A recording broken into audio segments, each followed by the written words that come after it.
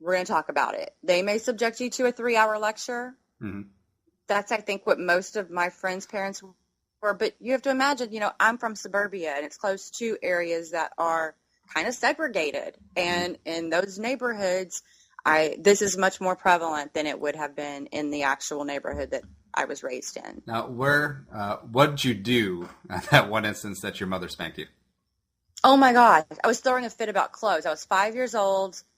I had to wear the Sesame Street belt somewhere really fancy, and she ended up spanking me with the Sesame Street belt. But, it's just folded over, and I'm laying across her lap, and I get a few lashes with the belt. It wasn't, rage-filled abuse. It was, you need to learn to quit freaking out and get dressed. You're not wearing the belt because we got to go, lady. Cut it out. It wasn't that bad. Oh, was it just a little pooch on the backside? Yeah, I mean, I felt it. I think it was more the humiliation got me, and I didn't freak out after that. It was that quick to learn. Now, see, you don't do that. It's very ironic that we promoted last week's show. I just remembered this, that saying Andy wasn't spanked as a child. Would he turn out to be a better person if he was? That is some crazy foreshadowing and foresight on my part. I should. Wow. But I actually was spanked as a child, and it was never malicious. It was always done with intent. It was never done out of anger. But I actually think that at the time, and I probably will on my future children, that it does have its place, but not like this. This is like borderline psychotic sadomasochism shit. It really is. I mean, I personally am of the mindset, if you want to use corporal punishment as a tool for raising your child, why not just save it for those maybe 3 or 4 occasions in that child's life where they're going to remember this event, they're going to know what they did wrong, and they're going to remember it as an adult. Yeah. This child of Adrian Peterson's was whipped like this twice apparently at Adrian Peterson's house during this one visit. Oh, and the specific one where it was something minor, where he pushed one of the other children off of a video game. This, which seems relatively minor, and who knows what the context was? Who knows if the kid had been acting up before? But all right. So that's beside the point. Now I'm arguing with myself.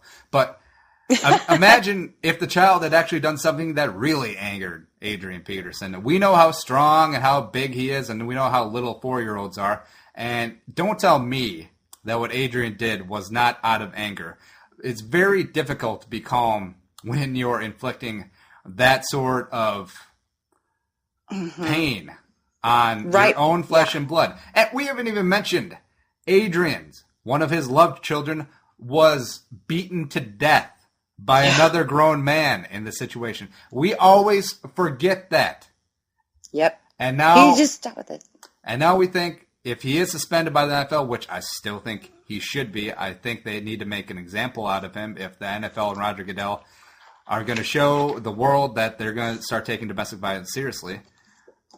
All the counseling in the world by Sigmund freaking Freud or whatever sort of psychiatrist the NFL can afford so they can afford the best, how they're going to change his mind about what he did when Adrian had his own child taken away from this world in a similar fashion. It's pretty disturbing. The child that apparently, from what I understand, the child he had never met, he had fathered, of course, obviously, this child out of wedlock, and he didn't know it was his child. Mm-hmm. And I guess I just recently found out it was his. Yes, I did. And then soon after, the child is beaten by the mother's boyfriend. And so you would think that would educate someone on, hey, you know what? Maybe there are better ways of dealing with disciplinary problems than lashing out in rage at a child. And even though if you didn't know the child for the majority of his life, don't you think that would make an impact on you somehow? Make you hug your kids a little tighter? I understand that this is how he was raised, but it's... Yeah. Yeah, and... You're in a position where you have money, where you have access to...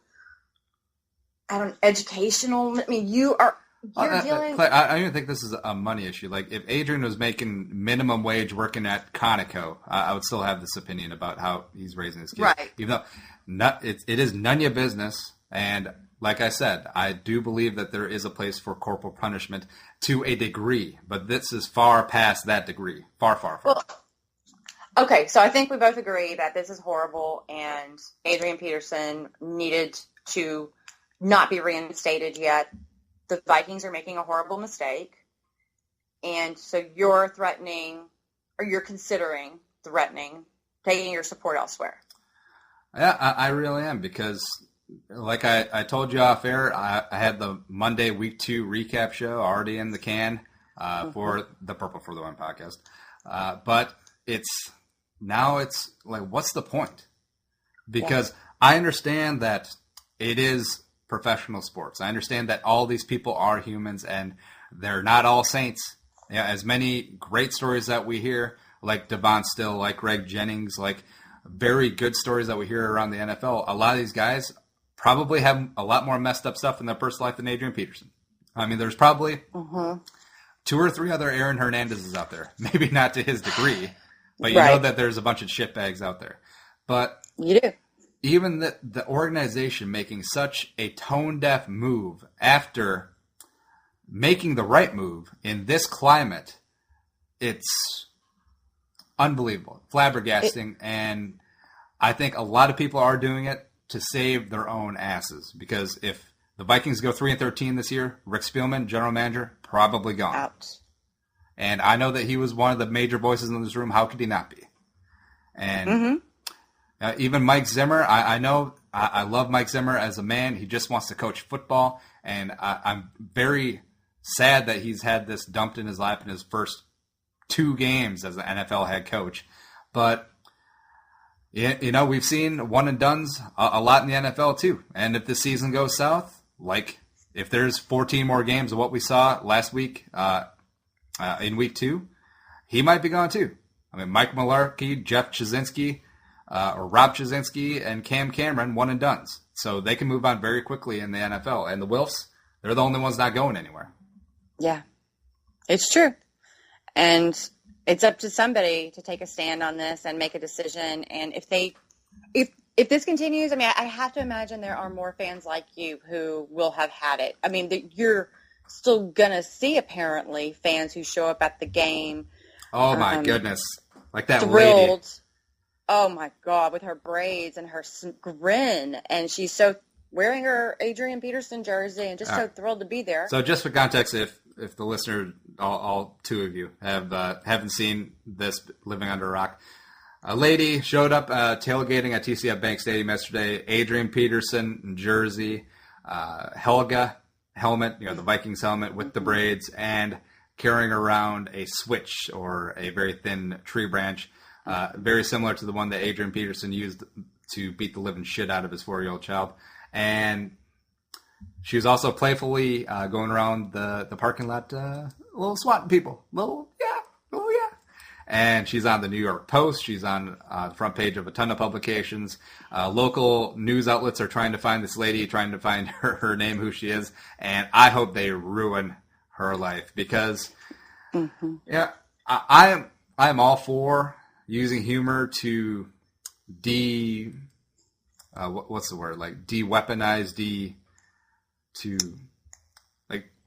to downgrade very serious situations that are just very sad that you can't take on, without a chaser. Humor's that chaser. But this is much. This is too much, especially so soon. This would be like pretending to be a Jerry Sandusky rape victim in an NFL locker room. Oh, wait, Chris Cluey. Oh, hi. Yeah, about that. And I don't know if she was funny or if she was trying to make a statement, or if she gets a lot of flack and loses her job for this, I'm waiting. I'm counting down the minutes until she'd be like, "Well, it was just a social experiment." Because I feel like anytime anyone does something stupid, they'd just be like, "Oh, I was just doing a social experiment." Right. Wanted to see how people would react to my outlandish use of props in this situation. Yeah. You can't help but kind of, if someone is going to laugh about the situation, not just try to bring humor to a difficult situation, but to actually enjoy it, that's different. Those are 2 different things. And pretty disturbing what she did. I hope definitely that she suffers some ramifications for acting like a total clown. It's just silly. It's silly to show up at a game a day after a police or 2 days after a police report comes out that says this man beat the crap out of his son with the switch and cut his genitals with the switch. And yeah, she doesn't deserve much consideration by society, in my opinion, other than scorn. And see, I understand. I really hope this gets her fired from her minimum wage job, which she undoubtedly has, because people with careers, they don't go do this. Right. They don't go out and do stupid things like this. Just like the drunk dude who slid down the banister up at Buffalo, then fell over. Yeah, that dude making minimum wage. And I know that there will be a ton of fans out in New Orleans probably making light of this too. That's their prerogative. That's fine. But hey, people who make careers, people actually have something to lose. They ain't doing that. And exactly. To rant off even further, everyone's saying like, oh, well, my parents whooped me as a child and I turned out fine. They have to say that because they still live with the parents. You don't want to upset your landlord. That's your meal ticket. Absolutely. Well, I think we can transition this into meal tickets to talk a little bit about something a bit less heavy. I want to talk about less heavy stuff. Less heavy is good. And something very unheavy was the tip that Lesean McCoy left for a server at this burger joint, PYT. PYT? Last pretty young thing.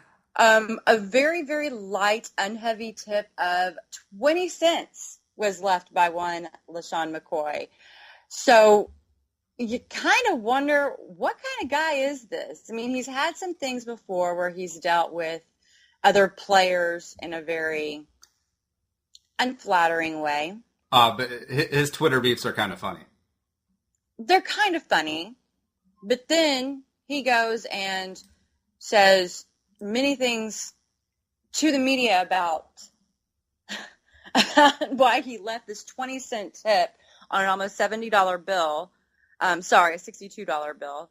And 20 cents, the owner of the restaurant posted on their Facebook page and their Twitter page, and Les Bowen, of the Philadelphia Daily News, he delivers McCoy's response to this.